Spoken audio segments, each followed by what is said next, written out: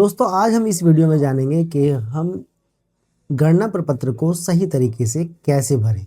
तो इसमें सबसे पहले आप देखेंगे आपके बीएलओ का नाम लिखा हुआ है और साथ ही इसमें मोबाइल नंबर लिखा हुआ है।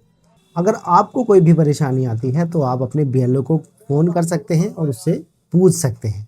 दूसरी बात, मैं एक सलाह ये देना चाहूँगा कि इसको भरने से पहले आप इसकी एक फ़ोटो स्टेट करा कर रख लें, ताकि अगर कहीं गलती आपके फॉर्म में होती है तो आप उसे दूसरे फॉर्म को यूज़ कर सकें, क्योंकि आपको केवल एक ही फॉर्म मिलेगा और उसको ही आपको ठीक से भर के देना है। उसके बाद आता है निर्वाचक का नाम, साथ ही इसमें आपके एपिक संख्या पड़ी हुई है, उसके नीचे आपका पूरा एड्रेस पड़ा हुआ है। नेक्स्ट कॉलम में आपकी क्रम संख्या लिखी हुई है, कमरा नंबर लिखा हुआ है, विधानसभा क्षेत्र, और बारकोड के बराबर में आपका फ़ोटो है और इसके बराबर में आपको हाल ही का खींचा हुआ रंगीन फ़ोटो चिपकाना है।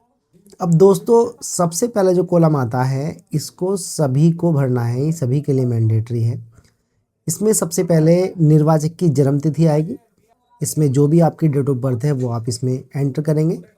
उसके बाद इसमें आधार संख्या लिखी हुई है, इसमें अपने आधार कार्ड के जो अंक हैं नीचे के वो डालने हैं।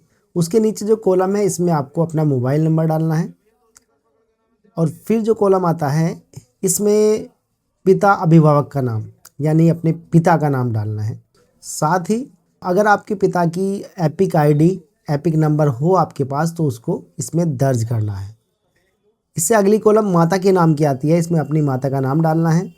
माता का नाम डालने के बाद अगर आपकी माता का एपिक नंबर है तो उसको यहाँ पे दर्ज करना है। इसके बाद नेक्स्ट कॉलम आता है पति या पत्नी का नाम।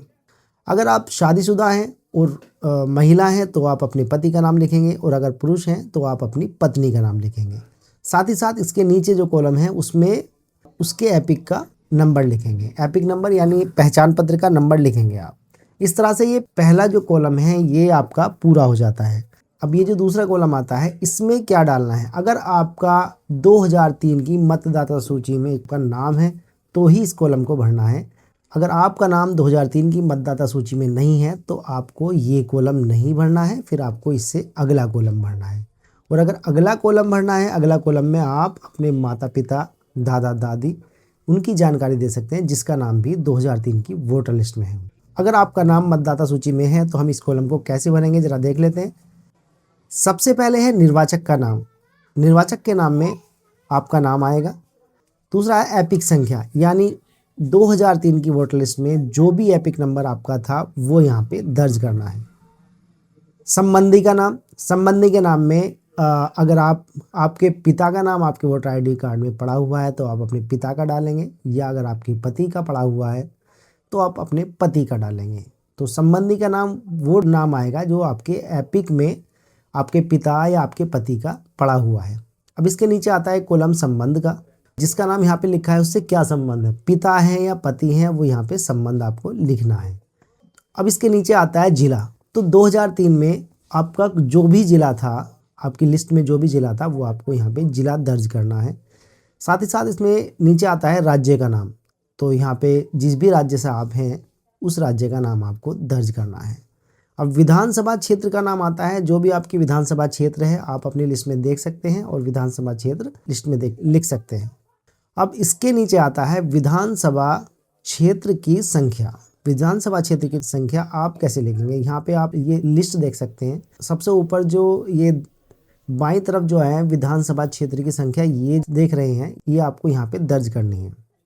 अब अगला कॉलम आता है भाग संख्या। तो देखिए भाग संख्या जो होती है ये आपकी वोटर लिस्ट में जो बाईं तरफ जो ये लिखा हुआ है नंबर, ये भाग संख्या है और यहाँ पे आपको भाग संख्या लिखनी है। इससे अगला जो कॉलम आता है वो आता है क्रम संख्या का, और क्रम संख्या आप अपनी वोटर लिस्ट में देख सकते हैं। ये जो आपके मकान नंबर से पहले जो नंबर है ये आपकी क्रम संख्या है, आपको इसको यहाँ पे दर्ज करना है।